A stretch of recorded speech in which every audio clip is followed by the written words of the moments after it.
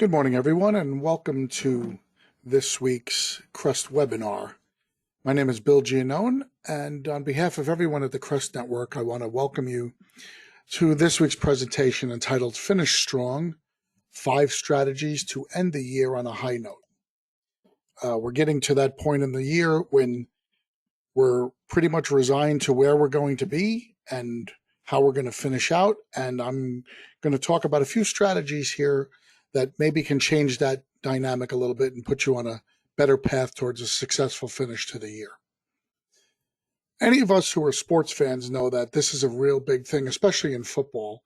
It's finish strong, own the fourth quarter. We'll see this all the time at the end of the third quarter, whether it's the NFL, college, or even all the way down to Pee Wee, Pop Warner football. Coaches find this as a big motivating tool when they get their players to hold up 4 fingers that the fourth quarter is coming. Well, we've heard the expression many times that games are won and lost in the fourth quarter, and there is some validity to that, but there's also the concept of having to prepare for the fourth quarter. It's not enough to just say we're going to win or lose the game in the fourth quarter. We have to also understand what it takes to prepare for the fourth quarter and what it takes to execute in the fourth quarter. And this applies not just to football, but all the other sports as well. You know, in baseball, we now have the advent of the closer, the guy who finishes the game out. That's the most important pitcher on the team in many cases. You know, the Yankees won 4 world championships with a guy who was the best closer in the game. That's something that is pretty prevalent now throughout baseball. You'll see it in horse racing, where they talk about get your horse ready for the last bit of the race, usually the stretch portion, and that's when a race is either won or lost. But, you know, there is some logic to that, but let's also remember that how we execute on a day-to-day basis is important as well. You know, in tennis, the 5th set in a major championship is the important set. But if you're really good and you do such a good job, you can end that match in the 3rd set. So it's not always just leaving it to the end. But let's, for the sake of argument, talk about the fact that we have to finish strong and we have to worry about the fourth quarter.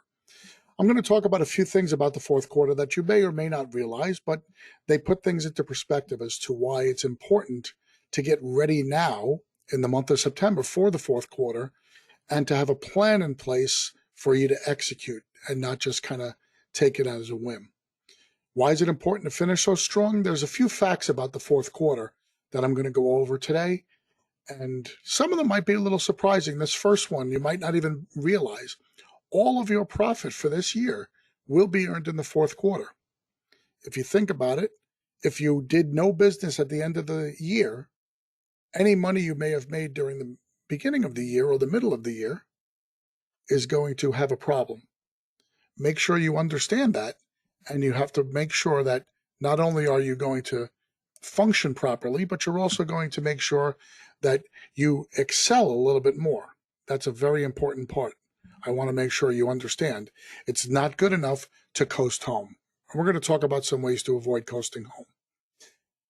Another good way to look at your fourth quarter is your fourth quarter efforts are going to determine how well you start 2021. You know, most businesses, especially restoration, are not the type that you could just flip the switch off, close up for a couple of weeks or a couple of months, and turn the switch back on. Unfortunately, I've worked with many companies in this industry who truly believe that, yes, we are seasonal, and yes, they can control when and how aggressive they want to be with their business. I'm much more of the belief that you have to have a core underlying everyday business. And then, yes, when your particular seasonality comes about, whether it's frozen pipes up in the north or whether it's fire season in some areas, whether it's different areas where you'll have different aspects going on in your business, you then want to use those times to capitalize. You don't want to use them as your core business model where you're going to earn your money for the year. You want to use that as when you're going to earn a lot of your extra pocket money and extra profit for the year. So you can't really gear down in the fourth quarter, October, November, December, and then expect January 1st, all of a sudden for the phone to start ringing again. So the more aggressive you can be in the fourth quarter, I think, and I'm pretty much sure, that you're going to have a very, very successful first quarter of 2021. Another thing that's happening, this is very, very unique to this year, but as we come out of COVID, there's going to be more expected of your firm. Now, what do I mean by this? People have been home for a while. People haven't been working. People have kind of been, sequestered at home. And depending on where they live, they're still sequestered and they still don't have a normalcy of life. Well, in the fourth quarter, as things start to unwind, there's going to be a lot of anxious moments and anxious times for people. For instance, if they go back to work and things happen in their office, they're not going to want to go back home. They're going to want those office issues resolved right away. So the demands on your company are going to be very high. When people do have issues in their home, they're not going to want you to spend a lot of time in their home. They're going to want you to be very professional, get in and out. There's a chance that because they're home, if they do have an issue, while you're working, they're going to be doing a lot more internet research than normal. That's just a natural aspect. When people get involved in something in their lives that they're experiencing for the first time, they'll go onto the internet and start doing a lot of research. We all know how terrible the internet is, especially as it relates to our marketplace. There's a lot of bad information out there. There's a lot of false information out there. And there's also a lot of do-it-yourself information. And the do-it-yourself information many times can be the most damaging to us because we're true professionals and we're out there providing a very unique and difficult service that can't just be done by running down to the local Home Depot and buying $10 worth of chemicals and renting a couple of machines. There's a lot more to it than that.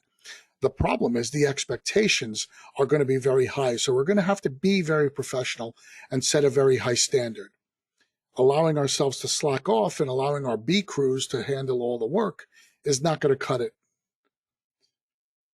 This is a fact. Your marketers are not going to work as hard.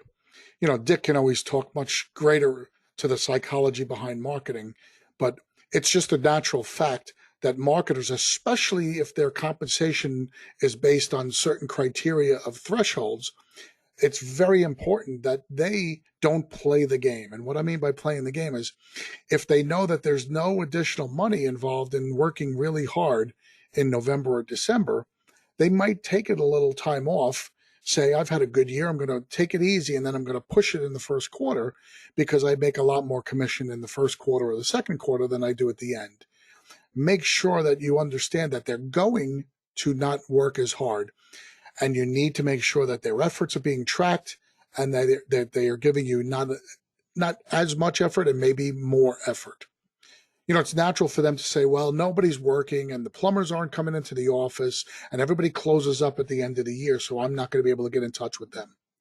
There's a lot of things you can do with them, and we're going to discuss some of those points coming up. Like your marketers, your production crews are going to be working a lot slower, and they're going to want to work less hours. So on a normal job, if they're supposed to give you 20 hours of work on that project, they might stretch that out to 25 or 30 hours because they just don't want to give you that same effort. In areas like the Northeast or even the Great Lakes states, where you talk about the weather changing and becoming much more severe as the months go on, you're also going to have the idea that they don't want to work in a crawl space in the cold as much as they might in those easier months, the spring and the fall months. Be aware of all of this. Be aware that they're wanting to take it easy. The natural tendency is to gear down at the end. Just think about, sports. Yes, games are won and lost in the fourth quarter, but the more tired somebody gets, the more they say, well, this might not be worth my effort, even if it means I'm not going to get anything extra for it. So I'm just going to take it easy and then I'll push it a little bit more in the first quarter next year. You have to fight that. You have to understand that, and you have to come up with ways to compete against that. Finally, everyone will be figuring out if they had a good year or not. This is a very important aspect, guys. We don't spend a lot of time talking about this, but there is a psychology about running your business. I'm not going to sit here and profess that I know anything about workplace psychology other than my own anecdotal experience. I was an economics major in college, so I didn't follow any kind of a major psychology track. I did, however, coach youth sports for upwards of 30 years, and in that time I took quite a few classes on sports psychology and on youth psychology. Some of those things that I learned in those areas are germane and very applicable to your case here. At the end of the year, everybody is going to make an assessment of how their year went. They might look at their paycheck now and say, hey, I'm doing good, I'm doing bad. But when the end of the year comes and they were down to their last 4 or 5 or 6 paychecks, they're going to understand how much they're going to make by the end of the year. They're also going to understand a couple of things. Did I do as well as I thought I was going to do? Did the things that the boss told me happen? If he told me at the beginning of the year, if I work my butt off, I can make 50 grand, and now they're realizing that they might only make 40 grand. Those are realities that are going to happen. And the psychology is everybody does this. Heck, I'm asking you guys to do this all the time. I'm asking you guys to always be looking at your numbers, basis what you wanted to do for the year, and how close or far away are you. Well, this is natural for your employees as well. They're going to make assessments. So I have, or not, very much stress, because if they're not going to make the numbers, no matter how hard they drive for the end of the year, the natural tendency will be for them to not drive at all. If they were promised 50 or told that they could make 50 and they're only going to make 40, well, what's the difference between making 40 and making 38? To them, it's a failure either way. So they're not going to give you that effort. It's a very, very important thing to understand. You're going to naturally get less effort based on the psychology of your workers. So we're going to talk about all of this. The first place I want to start is I want to start with your profit. Most successful restoration companies, and I'm talking very successful, will make at the end of the year between 10 and 15% net profit. Now, if you're not making 15% or 10% net profit, it doesn't necessarily mean you're not a successful restoration company. You might just need a little bit of tweaking and a little bit of help to try to drag those few extra points out. I read a number years ago. Goes back about 5 years, and this was a documented number that over 20,000 restoration companies were surveyed, and the average profit at the end of the year for these 20,000 companies was 3%. It was actually 0 to 3%. That is a very, very hard number to digest, especially for someone like me who spends a lot of time with companies working on their profit. I'm a numbers guy, and it's very difficult to stay afloat at 0 to 3%. There's not a lot of room for error. If you have only one decent sized project that you don't collect for whatever reason during the year, that could be the difference between making and losing money. So that's a very, very tough number for me, but that's a reality number. So when I work with clients, my goal is to get them in the 10 to 15% area. If you can make 10 to 15% profit every year, you're in what we call the stability and growth mode. Anybody who makes 10% is very stable. And if you're upwards of 15%, you could absolutely be in growth mode because you've got money to reinvest in your company. But let's just say you make a 10 to 15% profit. That means that if your company had to be open for 12 months, but your revenue came from 10 months of work, that means that if you made no revenue in the last 2 months of the year alone, you'd make no profit. So I know this is difficult without charts and graphs and me standing in front of you explaining it, but suffice it to say that if you took each month as its own separate entity, and we can assume that they're all equal. We know, in fact, they're not, but let's just, for the sake of argument, assume that each month is equal. Well, that means that about 8% of your revenue comes from each month. So if you had no revenue or very weak revenue in the last 2 months, you're going to have your profit suffer because your expenses are the same month to month to month. For your fixed expense, your rent, your utilities are basically the same, your insurance payments, things like that. The only things that could be variable are your cost of goods, and that's a minimal number compared to your fixed. So let's understand that if we slow down and if we just make excuses for slowing down, that's money out of your pocket. Why don't we talk about 5 strategies that we can do that are not going to take a lot of effort on your part, but are going to give you the best chance to close strong and maybe even get that number higher than what you think it's going to be right now. The first strategy we're going to talk about is where all great things start, which is with your marketing. I tease Dick all the time that everybody feels that their part of the company is the most important. And I always say, well, they are to that person. But looking objectively, we have to understand that if you don't market, it's very difficult to be successful anywhere else. So rather than allowing your marketer to make excuses, we want to make sure that we're marketing harder. We can actually put more demands on our marketers at this time. If you push your marketers in the fourth quarter, you accomplish two things. You guarantee yourself a strong lead generation effort for the end of 2020, and you guarantee that you can start 2021 very strongly. Now, why do I say that? Dick will tell you this all the time, but we've done a lot of research on this, and we know that strong marketing efforts usually have a 6-week lag time, 4 to 6 weeks, but let's call it a 6-week lag time between the effort and the phone calls coming into the office. Now, how do we know this? We know because when we analyze consistent marketing efforts, and then when Dick comes in and he's able to push the marketers and give them a little better focus and give them a little better traction, it's usually about 6 weeks when we start to see the lead generation numbers go up. Conversely, we also know that when companies take their marketers out of the field, for instance, you get a little local cat and you're a little busy and you don't have enough staff maybe to answer the phones or to help load the trucks, the first instinct for a lot of companies is to take their marketers out of the field and stop marketing because it's all hands on deck. Well, that might be great and good for that particular cat time, but inevitably we see the numbers that 4 to 6 weeks later, there's a downslide in the phone calls that are coming into the company. Now, most companies just blow it off by saying, well, we need a little break anyway because we had this mad rush. Think about it, guys. If all you're doing is handling a mad rush by conceding the fact that you're going to get slower 4 to 6 weeks from now, you haven't capitalized on that mad rush. All you've done is moved the bell curve, so to speak, so that your 2 months of revenue is the same, but you just concentrated it all in a couple of weeks. We want to avoid that. We want those mad rushes and those local cats to be real profit centers for you. But as soon as they're over, we want your business to go right back to where it was, not to have a downslide. We need for that to be consistent.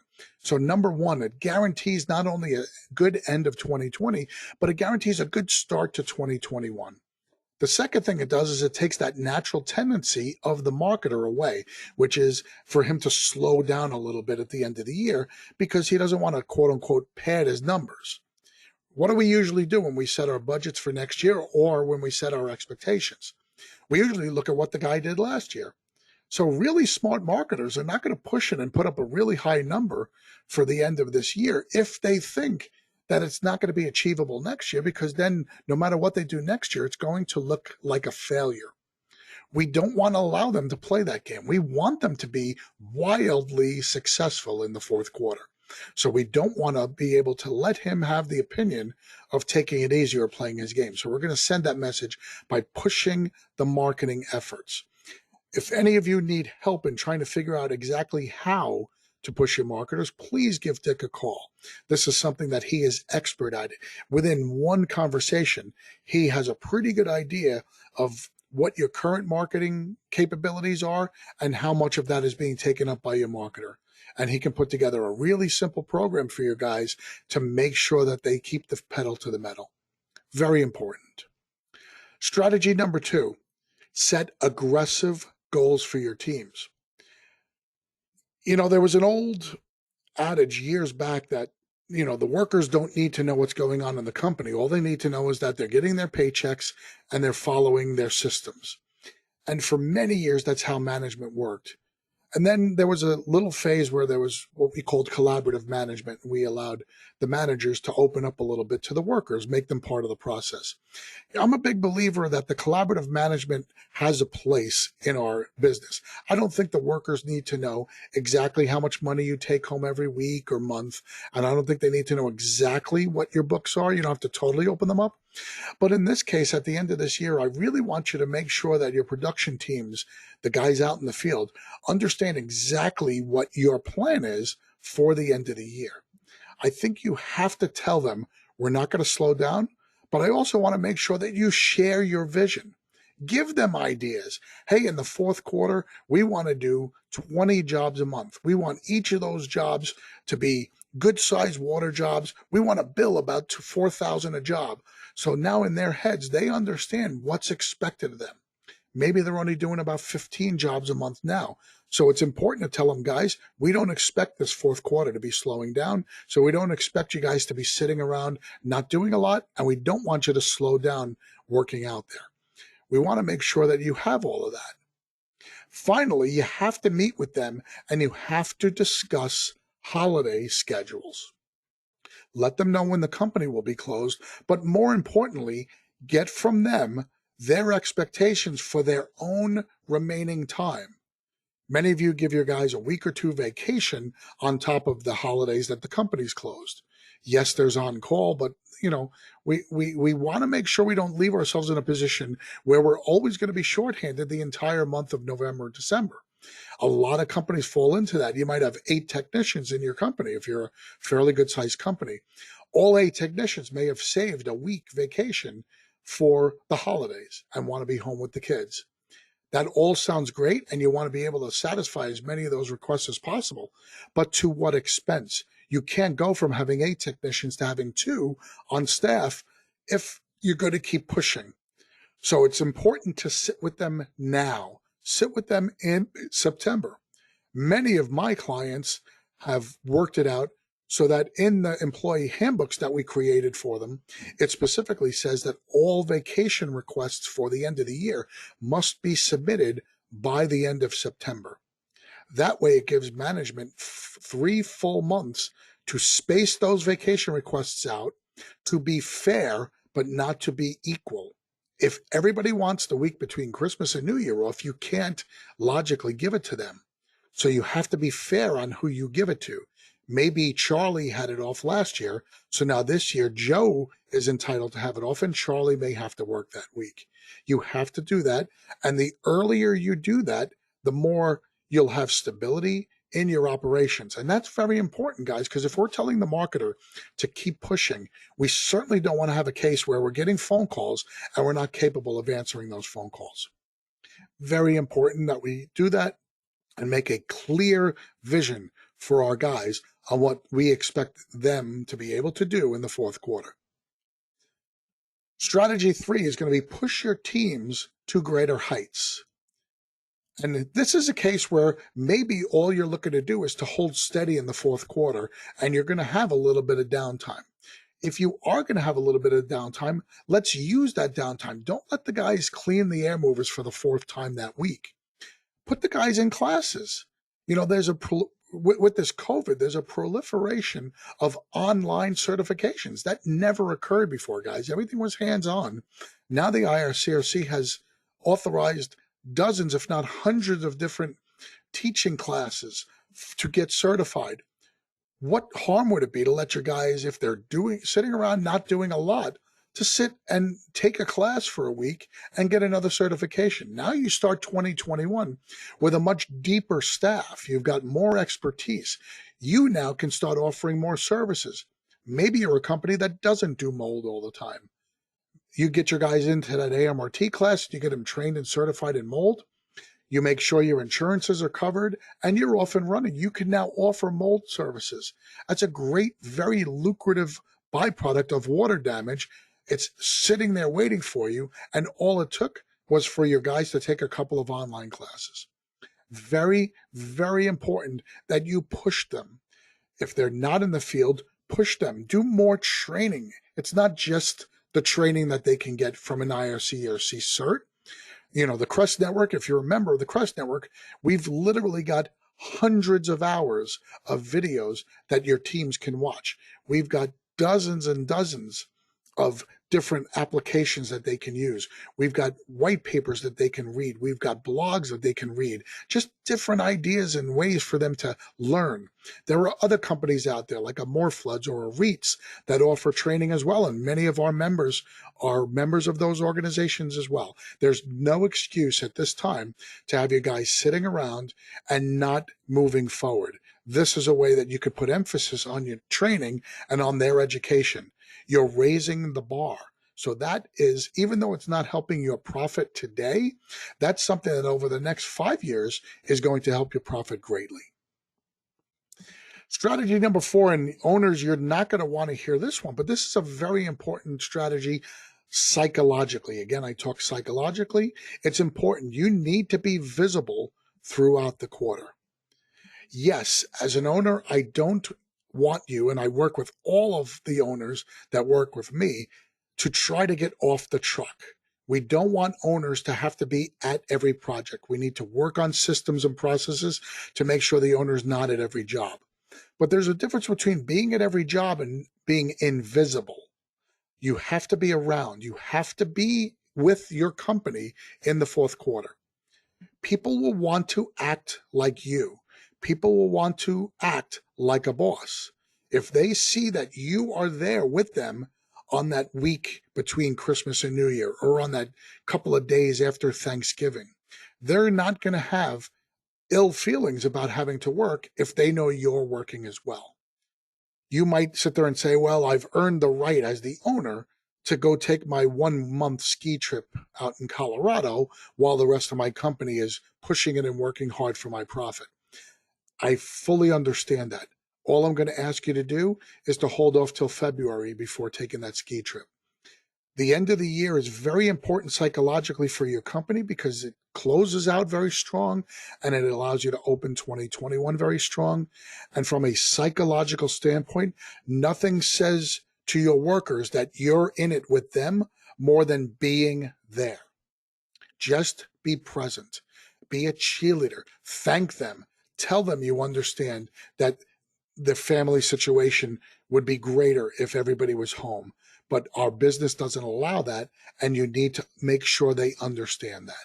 It's very, very important, this concept. If you're planning on taking a few days, I don't have a problem with taking a few days. I'm just saying don't disappear. Make sure you're visible. Make sure you're there, reinforcing everything that you guys are doing.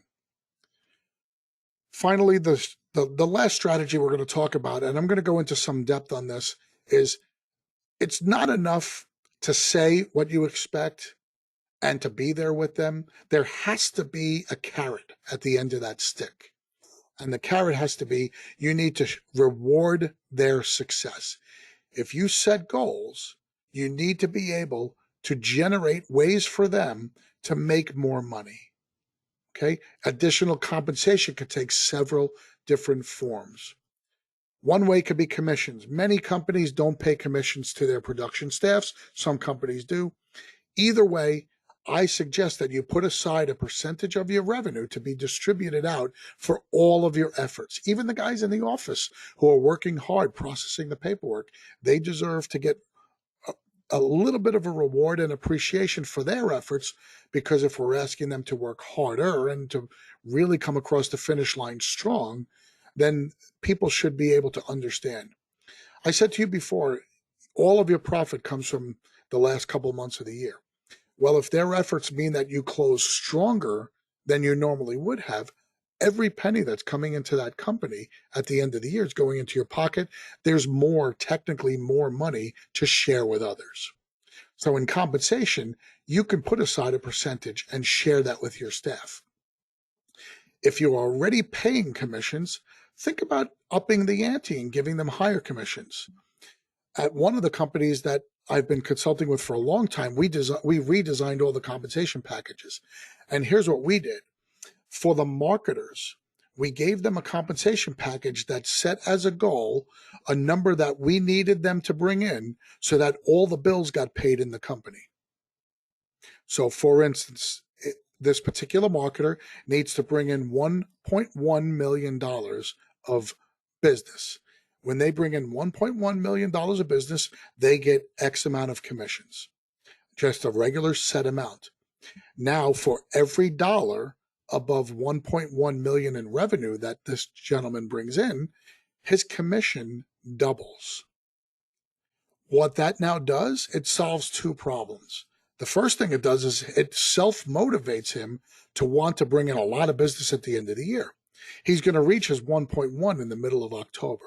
So what's he going to do? Is he going to slow down and try to leave all that money and jobs, so to speak, for January? Hell no.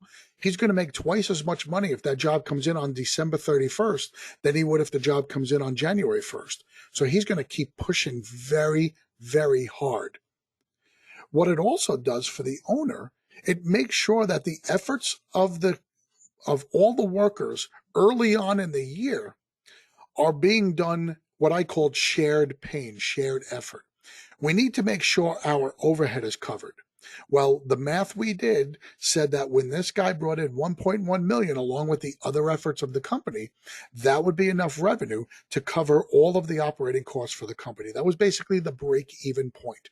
Now there's some flexibility in that number. Maybe he brings in 900,000, but other sources in the company did well enough where the owner still makes a profit. But generally speaking, our expectation of effort set that bar at 1.1.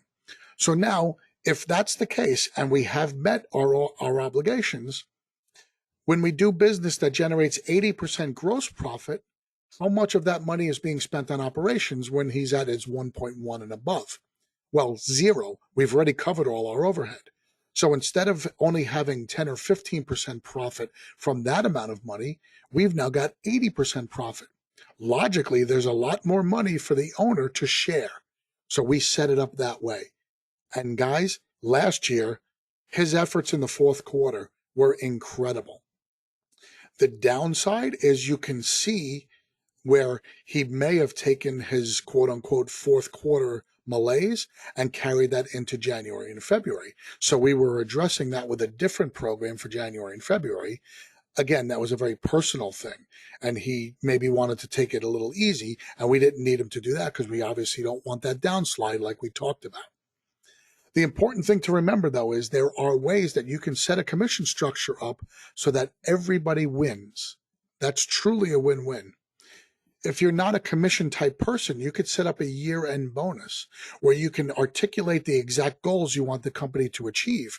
And you can have thresholds that, well, if we do this many jobs or if we bring in this much gross revenue, everybody will earn X number of dollars of a bonus. And you can put that out there and make it a contest. Drive the work, and then you reward people for each level. I would highly recommend not setting a very high level with no thresholds before that. Because once again, people are going to look at the progress. And if you set a threshold that you say in the fourth quarter, we want to bring in $500,000 of business, and you're 2 weeks away from finishing the year, and there's basically no way to get to that 500,000, you're going to have something where people absolutely give up on their effort. So if you want to say 500,000 is our goal, you need to say, well, but for every 100,000 or for every 150,000, we're going to have incremental payouts or incremental bonuses. That would be a real good way to incentivize people that even if you can't get the gold, you're still fighting for the silver and bronze, to use an Olympic metaphor. We still need to have a motivating goal for them to keep them from totally stopping their efforts. Remember, I talked before that if somebody thinks they're going to make 50 and they see they're not going to make 50, to them, it doesn't matter if they make 38 or 40, there's no incentive. We want to make sure that even if they can't achieve the gold, we want them to achieve the silver and bronze. So put things out there and do it that way. Make sure, though, that this bonus is not the same bonus that you would have been giving them had we never invented this process or this strategy. If you're the type of guy who gives everybody 2 weeks bonus at the end of a year as a Christmas bonus or a fixed amount of money, maybe $500, make sure that they're going to still get that. But then above and beyond, this is a strategic reward for more work. And set the goals so that if they underachieve, they don't get it. If they just achieve what they've done the last 3 years and they always got their $500, that's all they'll get. I'm not saying automatically start throwing money their way. I'm saying make sure that your success lines up with sharing it with them. Okay. Finally, there's also ways that you can share your success that don't involve straight dollars. Now, maybe, and I say not likely, but maybe there's ways that you can incentivize your employees in ways other than giving them cash. If you're familiar with your employees, you might know that there are other things that motivate them or, as they say, make them tick.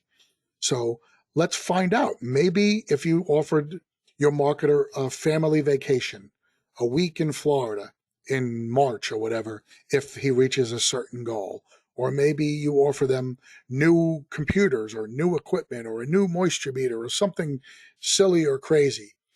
Maybe you offer them a company gas card. You have gas cards for your trucks, you have gas cards for your office personnel. Maybe one of your technicians, you say, hey, you do this and you work at this many projects and you get it done in this amount of time and we make X number of dollars. I'll give you a gas card for your personal use for the whole year. Maybe it's something silly like that, but you don't know what's going to drive them. Maybe it's just something that makes them feel important.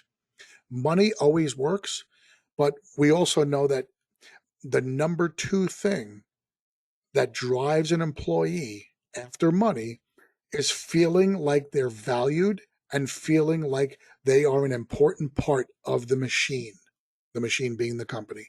That is the number two driver of someone. In some people, it's a very far chasm from number one being money to number two. But for others, it's very, very close. They're almost identical, that they would rather feel important than make money. Some people aren't driven necessarily simply by money, but to feel valued and feel important. So those are things that you can think about. And every company is going to be able to do this differently. I don't know the relationships you have with every one of your employees. You have different relationships and you understand what motivates them. I've seen some crazy motivational tools. I know a guy that bought one of his employees a Harley because the employee wanted it forever, knew he would never be able to afford it, but he was such a valued employee that the owner bought his employee a Harley. Guess what? That guy didn't ask for a raise for 5 years because he knew how valued he was and he knew what the value of that Harley was to him and to the owner, and that brought an incredible amount of trust and goodwill. That's all I'm asking you to do here, guys. Reward success. If your numbers are not better than they've been, then that's fine. You still kept them motivated and driving. But if your numbers are better and you are ending on a high note, you can drive them much better by making sure that you share the wealth. Let's avoid these mindsets. Oh, you know what? We've been working very hard. Everyone deserves a little break. Avoid that mindset, guys. There are times throughout the year when you'll have busy periods and slow periods. As an owner, you'll only remember the really, really slow times and the real, real busy times, and you'll justify, they call it justification logic. A lot of times when you're left with something that you think you can't change, you'll always come up with excuses or justifications to say, I can't change it. This is one of them. All of these phrases are going to be justification mindsets. You think you can't change what's going to happen at the end of the year, so you think like this. We've been working real hard. Everyone deserves a little break. Well, that's not true. If guys want breaks, you can give them a day or two off. You can give the crew a little break. You can have a crew that works only in the warehouse for a couple of days. You don't need to say, well, for 3 months, we won't concentrate on our work. It's been a good year, so what if it gets a little quiet? Nothing that happened in the first 9 months of this year financially should affect your decision on whether or not to push them for the last 3 months. You should always want your business to do better and to get the most out of it. You should always want to squeeze every orange for the most you can get out of it. And this is a perfect example. Guys, I can't tell you how many times I've heard this said. Oh, what's the big deal? I had a good year so far. This one's even worse. There's nothing we can do. It's always slow around the holidays. This is only true if you allow it to be true. I can't tell you how many companies that I've been working with over the last couple of years who have had their best week of the year, the week between Christmas and New Year. And you want to know why? Well, before COVID, it was really a time when most people were in their homes for extended periods of time. From September, everybody was in school for the whole time. And then now all of a sudden the kids are home. They're either home from college or they're home from their regular classes. And the parents might take that week off. And guess what happens? Yeah, the toilets get used more and the sinks get used more and the tubs and the showers get used more and the stoves get used more. And there are a lot more incidents. The calls come in flooding for the companies that make sure that they stay out there. I hate the euphemism, but they come flooding in. One of the companies here in Atlanta that we work with as a CREST member, last year, they got 27 calls between Christmas Eve and New Year's Day So in a space of 9 days, they got 27 calls. Their normal call ratio for that period would have been 10 to 15 calls. So they doubled their call ratio because this was one of the things we did last year. We made sure the marketer really put the pedal to the metal. So don't give yourself the excuse that there's nothing we can do around the holidays. And the same thing, we can't control it if no one calls us in December. That's just an excuse, guys. If no one's calling you in December, it's because you're not talking to them in November. It's literally that simple. You have to make sure that your marketing efforts are a 12-month, 52-week effort. If your marketers are telling you that nobody's in the offices the week before Christmas, then you know what? Then they're not doing their jobs, because there are other ways to get in touch with people other than just going and seeing them in their office. And if they haven't been able to figure that out in the first 50 weeks, they're either probably not the right person for the job, or I think you might need to give Mr. Wagner a call and maybe he can help to show them the error of their ways.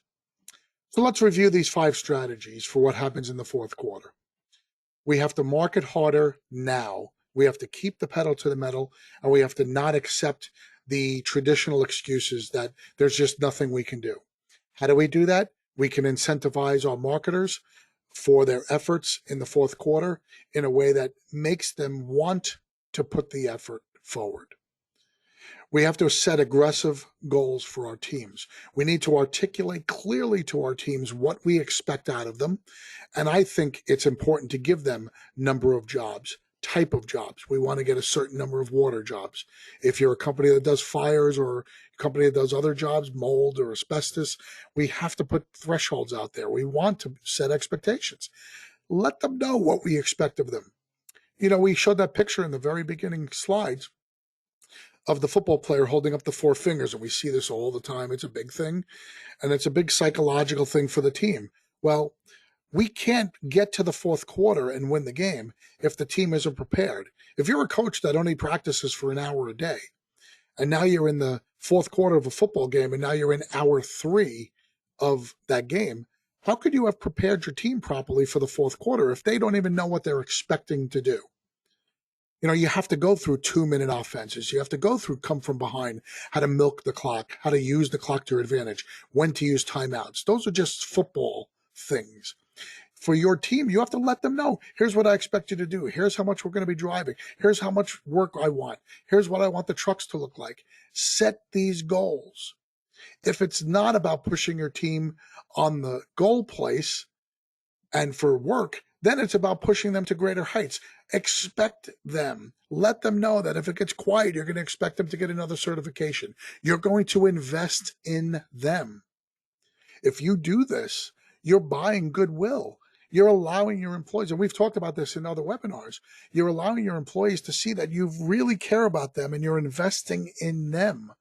They're going to pay that back in spades to you. They're going to give you loyalty because they know that when the time was there for them to improve themselves, you supported them and you pushed and drove them.